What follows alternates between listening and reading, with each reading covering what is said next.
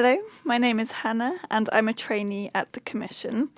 I'm going to talk to you about Facebook, some of the advantages, disadvantages and future possibilities. And I'm going to start my speech now. One of my New Year's resolutions for 2017 was one that perhaps many people have, and that is to check my Facebook account less. I did some research and found some statistics which showed how influential Facebook is in our lives on a worldwide scale. The most shocking statistic which I found was that there are approximately 1.79 billion users of Facebook, which is almost 1 in 4 people on Earth, so 25% of the world's population. So this is undoubtedly the largest network with more users than Twitter and Instagram. And I'm going to talk to you about what I see as the most important advantages, disadvantages, and dangers and possibilities for the future. So let's start with the advantages. For someone who lives abroad, for example, it's a wonderful tool to stay in contact with friends and family and contact anyone, anywhere, at any time, and keep these friendships and relationships virtually. However, with this, an important factor to bear in mind is that we only gain a snapshot into the lives of Facebook friends who we don't see day to day. What we see on our news feeds is often portrayed in a very positive light, and this can make us compare ourselves to what we see on Facebook. Let me give you an example. So an album of holiday photos may look like the person had a wonderful time. However, this may not necessarily be true.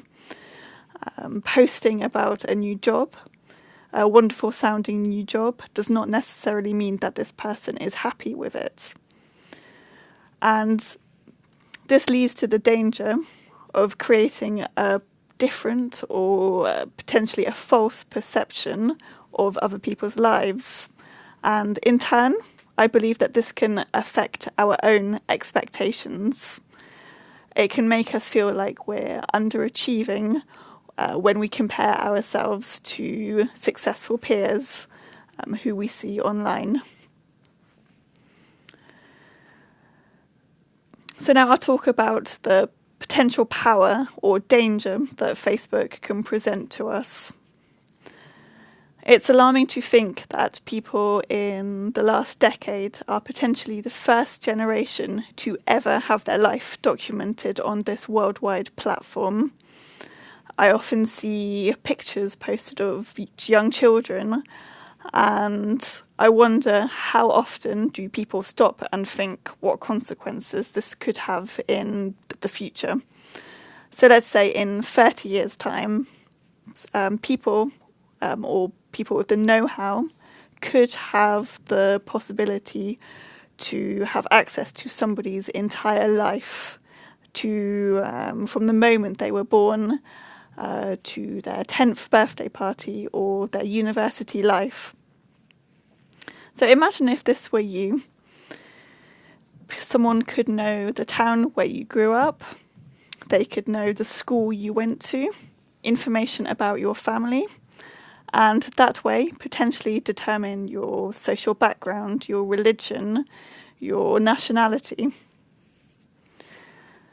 Despite the argument that we are protected by anonymity, by the huge amount of information available, for example, the fact that on average about 300 million photos are posted every day on Facebook.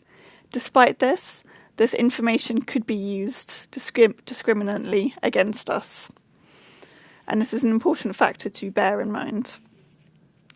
However, all in all, I think it is important to remember the positive current and future uses Facebook could have, and use this to shape the way we use Facebook, both personally and collectively.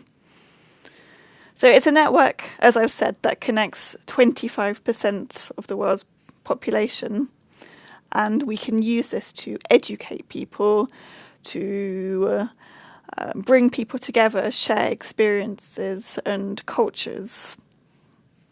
It's a platform that many people, most people, are familiar with and have access to, and we can use this to raise global awareness and transmit messages. For example, Facebook has already proved to be very useful in locating missing people, for example, or simple things like finding someone new to live in a new city. So the future use is to bring people together on a huge scale. Now, in conclusion, will you stop and think before you upload your next photo? Thank you.